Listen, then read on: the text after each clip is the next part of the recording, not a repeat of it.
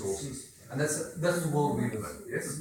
And then you went on, the lady was talking about refugees. The question I have is, if we were to follow that logic, does that mean once all the refugees are gone, the poorest and weakest of this country, or of this borough, will then start being removed out, just like you were doing with refugees? If we were to follow the same logic in which you were talking. Not what I said, not what I meant.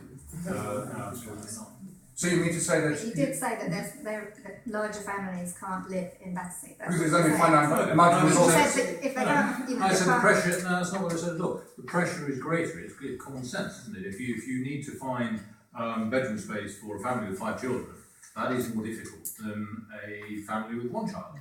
That's just common sense. That is more difficult. That's a more difficult problem to deal with. And so maybe that does sometimes mean going further out. I mean, if I might inject another sort of common sense point here, listen to all these sort of exchanges on this.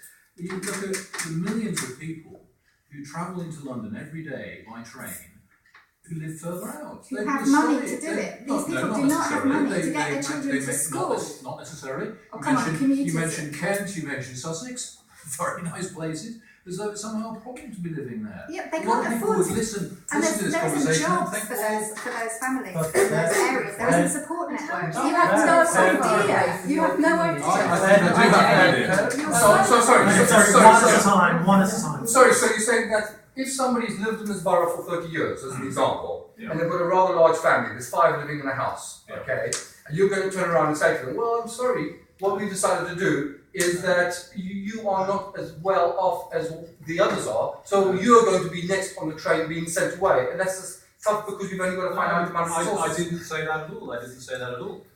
But what you're implying, if a family has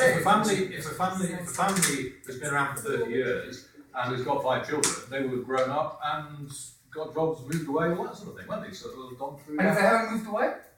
And if they haven't moved away and they live in the local area, and at the bottom of the queue, are you going to then turn around and say, well, we've got no more refugees, we're now going to look for the weakest in this society, and we're going to take them out next? Sir, you really, some of the things you're saying are really quite offensive. I mean, that is not how things work, and nobody that I know in my party will take that attitude, okay? It's really, that's not how things work.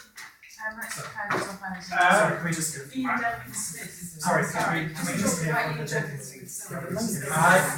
I think we're going round in circles. I do know a bit about this. Lucy is talking about temporary accommodation, where the borough has to find someone a short gap place to live, and they will come back to Battersea after a few months. Maybe that's what we don't know, because if they're affected by the benefit cap, even if they're rehoused in Wandsworth, they're going to be on a merry-go-round because they're going to go back into rent arrears as a result of the cap and be evicted back out again. So then what will happen to them? Round and round and round eviction. Well, do you know what's going to happen? We need to wrap up. I would just like to give you the opportunity to vote on the 22nd of May. So we've heard from the 5 main parties and candidates today. The 22nd of May is your day to decide who wants to represent us in Battersea and to be able to work for the local people. Quick plug, if you haven't yet registered to vote, you can do so just here. It's a very quick and easy thing to do.